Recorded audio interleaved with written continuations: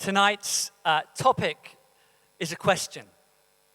Is there more to life than this? And we went out onto streets and we asked people this question, and this is what they said. So let's take a look at this. The things that make me happy are when I've not got to look at a clock. And eating good food really makes me happy. Just being here, really. It's just life is good, isn't it? Just getting what you want. She makes me happy. The sunshine, music, just being, I don't know, healthy.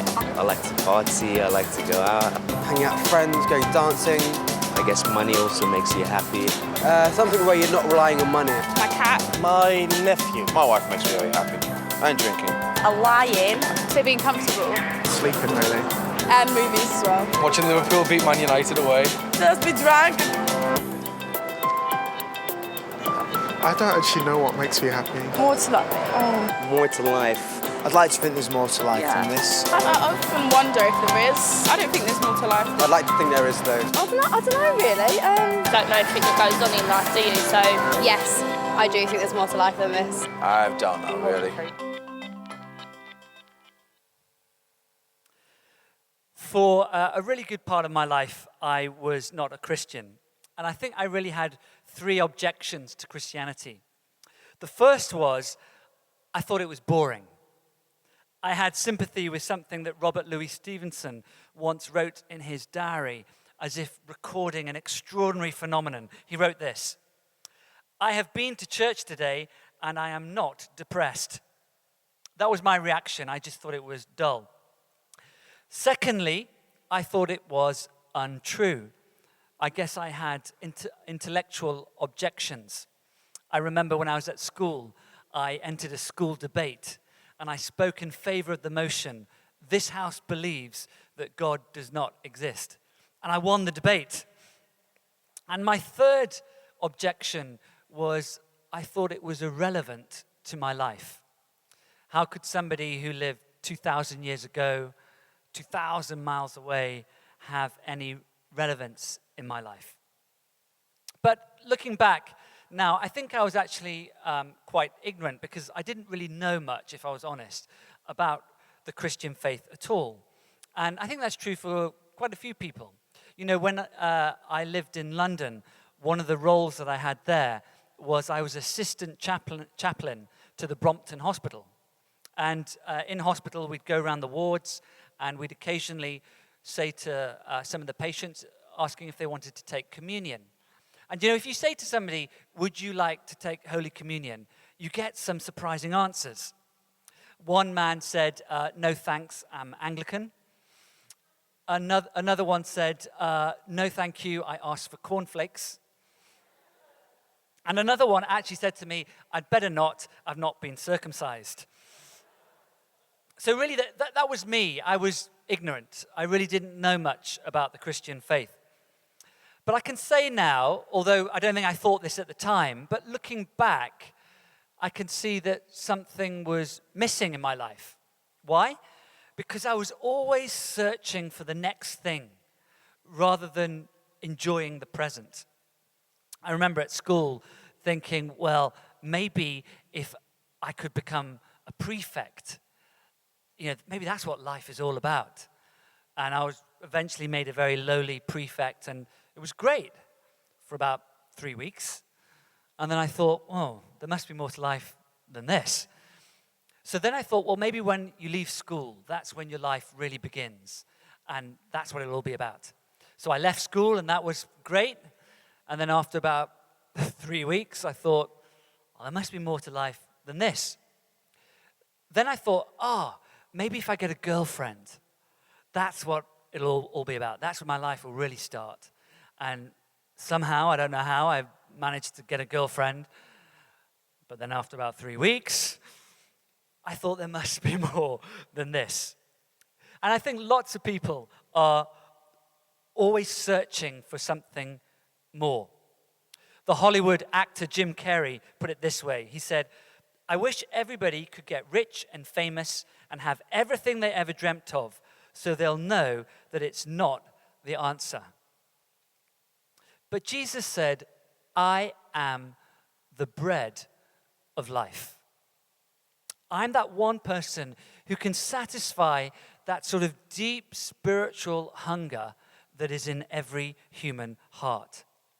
So that all the other things, no matter how good they are, our relationships, our work, our hobbies, somehow they leave us feeling there must be more. A Japanese woman once put it like this. She said, in Japan, we need to eat rice. It's like we have two stomachs, one for ordinary food and one for rice. And no matter how much ordinary food we eat, we don't feel full. We don't feel satisfied unless we eat rice. And I think if Jesus had been speaking to her, he would have said, I am the rice of life.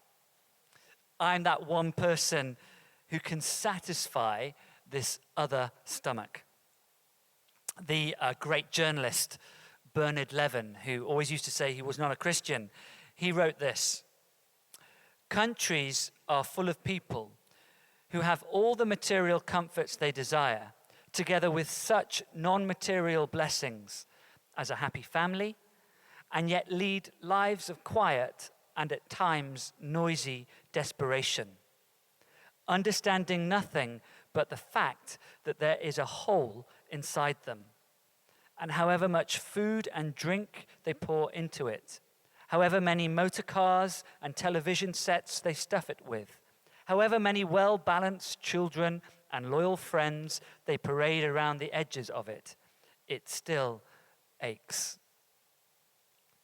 Jesus said, I am the bread of life, the one person who can satisfy that hunger. Now, why is that? Well, Jesus said, I am the way and the truth and the life. So firstly, Jesus brings direction to a lost world. He said, I am the way. Some friends of mine, when their children were younger, had a maid. And the maid was struggling to learn English. And one day the two boys were fighting in their room, and the maid went into the room. And what she meant to say to them was, what on earth are you doing? But she ran in and actually said, what are you doing on earth? And the two boys sort of froze, overwhelmed by the existential question. But if you think about it, it's a brilliant question. What are we doing on earth? Where do we come from? Where are we going? Who are we? Does our life have any ultimate meaning and purpose? What happens when we die? These are, if you like, the really big questions of life, the first order questions. And I think many people are searching for meaning and purpose in life. You may have heard of the Russian novelist Leo Tolstoy, wrote famous books like War and Peace and Anna Karenina. But he also wrote a book called A Confession, which in that book he tells his life story, his search for meaning and purpose. He describes how, as a young boy, he rejected the Christian faith. And then he thought, where can I find meaning and purpose? And at first he thought, well, maybe pleasure is the answer. And he entered the social whirlwind of Moscow and St. Petersburg and lived a wild life, but it didn't satisfy. So then he thought, well, maybe money is the answer. He'd inherited a large estate and started to make a lot of money from his books, but he said that didn't satisfy him. So he thought, well, maybe success, fame is the answer. You know, War and Peace is one of the most famous books ever written. But he said that didn't bring him satisfaction. Then he thought, well, maybe family life is the answer. So in 1862, he got married. He had a very happy family. He had 13 children, which he said somewhat distracted him from his search for meaning and purpose. And he had all of these things. And yet there was one question that still drove him to the verge of suicide. And the question was this: what meaning has my life that the inevitability of death does not destroy? And looking at philosophy and science, the only answer he could find to that question was this: in the infinity of space and the infinity of time, infinitely small particles mutate with infinite complexity. And unsurprisingly, he didn't find that too satisfying either. But eventually he found in the peasant people of Russia the answer he'd been looking for, in their faith in God through Jesus Christ. Ultimately, there's only one relationship that is completely loving and eternally lasting: a relationship with God.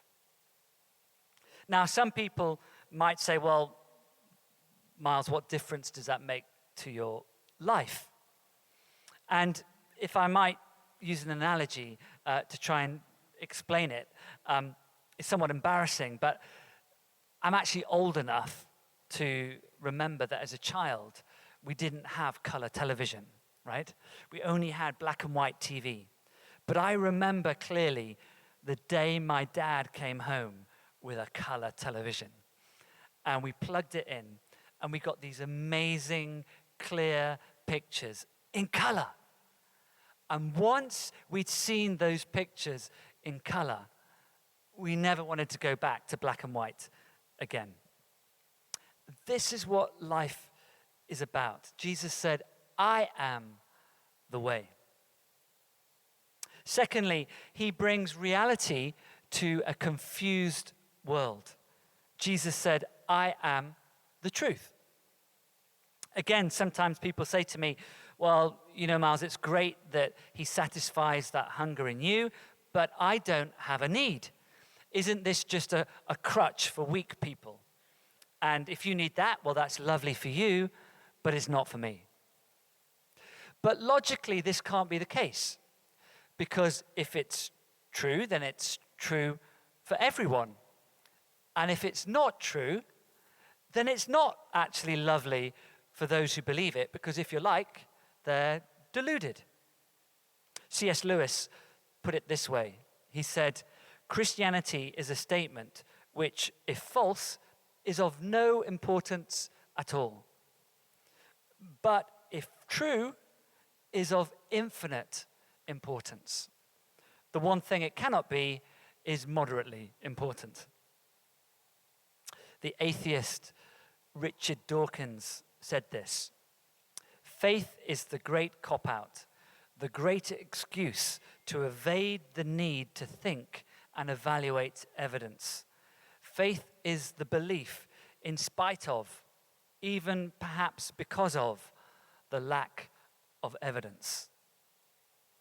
So that's the question. Is it true? Jesus said, I am the truth. And you know, I hadn't really realized how much evidence there is.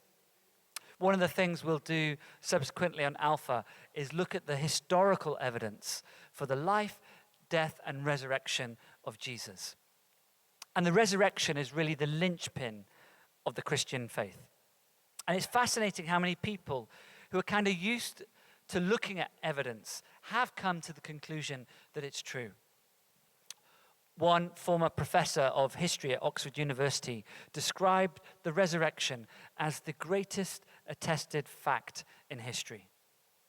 And I hadn't realized how many pioneers of modern science had also been believers. Descartes, Newton, Kepler, Galileo, Locke, Copernicus, Faraday, Boyle, Mendel, Kelvin, Pasteur, Lister, Maxwell, Simpson. Professor James Simpson, who pioneered safe and pain-free surgery, was once asked this: Professor Simpson, what's the greatest discovery you have ever made? And he said, the greatest discovery I ever made was the day that I discovered Jesus Christ. But here's the thing, when Jesus said, I am the truth, he was talking about more than just a kind of intellectual truth. Because the Hebrew understanding of truth was truth as experienced. And there's a big difference between intellectual and personal knowledge. between the head and the heart, as it were. Let me use another analogy, if I may. I've been married to my wife, Sarah, for over 18 years now. And let's say before I'd ever met Sarah, I walked into a bookshop and I saw a book and it said, Sarah, the Amazing Woman. I thought, oh, this is interesting. Let's have a look. And I opened up the book. Chapter 1, her sparkling personality. Chapter 2, her extraordinary intelligence. Chapter 3, her infinite patience. Chapter 4, her potential to be a long-suffering wife. Chapter 5, her sporting ability. Quite a short chapter, but not as short if it's been about me, I might add. I could read that book and think, wow, she sounds an amazing woman. Well, today, I can stand here and tell you, she is an amazing woman. That's personal knowledge. That's 18 years of marriage. And when someone says, I know Jesus is the truth, they're talking not just about being convinced of the evidence, sure, but they're also talking about experiencing a relationship with the risen Jesus. Jesus said, I am the truth. And thirdly, he brings life in a dark world. He said, I am the way, I am the truth, and I am the life. You know, Jesus came to set us free from the things that spoil our lives. You know, there's a big difference between the things that we do that are wrong and the mistakes that we make. Because I think we all make lots of mistakes, don't we? Do you know how sometimes after exams are over, they publish some of the mistakes that students make? I came across some of these. This first one is from a religious studies exam. One student wrote, Moses led the Hebrew slaves to the Red Sea, where they made unleavened bread, which is bread made without any ingredients at all. Moses went up on Mount Sinai to get the 10 Commandments, but he died before he ever reached Canada. Then from a philosophy paper, one student wrote, the Greeks were a highly sculptured people, and without them we wouldn't have history. The Greeks also had myths. A myth is a female moth. Another wrote, Socrates was a famous Greek teacher who went around giving people advice. They killed him. Socrates died from an overdose of wedlock. After his death, his career suffered a dramatic decline.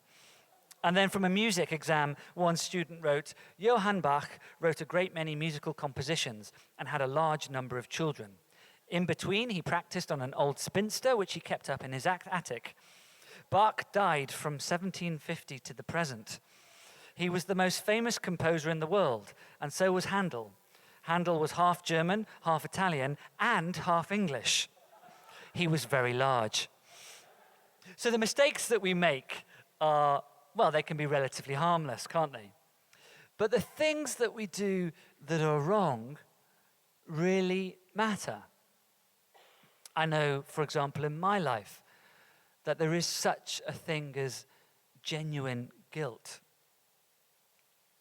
But the message of the Christian faith is good news. That's what the word gospel means, good news. And the good news is this: God loves you. He loves you and me so much that he came in the person of his son, Jesus, to live and to die for us. On the cross, Jesus took everything that you and I have ever thought, said, or done wrong so that we can be forgiven. He died in our place. And in fact, he loves you so much that even if you'd been the only person alive, he still would have done that for you and for me. That's how much he loves us. And because of that, it's possible for our guilt to be taken away. He came to set us free from that. He came to set us free from our addictions. He came to set us free from fear, including fear of death. Because Jesus not only died for us, but he rose from the dead. He's conquered death so that we can have eternal life. And he set us free to know God, to have a relationship with him. He set us free to change, to become the sort of person that deep down we've always longed to be. And he sends his Holy Spirit to come and live within us, to begin to change us from the inside out. And the fruit of the Spirit begin to grow in us: love, joy, peace, patience, kindness. And he set us free to love with a new dimension. Because when we experience God's love poured out into our own hearts, then it gives us a new love to love others. Because this faith is not just about having a nice warm feeling ourselves. It's primarily about then having a love to share with others and make a difference in a world that's hurting. Now, it's not easy to be a Christian. I read an interview that the veteran rock star Alice Cooper gave, who came to faith quite late on in life. And in this interview, he describes his conversion to Christianity. He said this: "It's the most rebellious thing I've ever done. Drinking beer is easy. Taking drugs is easy. Trashing your hotel room is easy. But being a Christian, that's a tough call. That's real rebellion." It's not easy, but nor is it boring. It's not untrue, and it's not irrelevant to our lives. It's exciting. It's true. It's relevant. Jesus said, "I am the way and the truth and the life."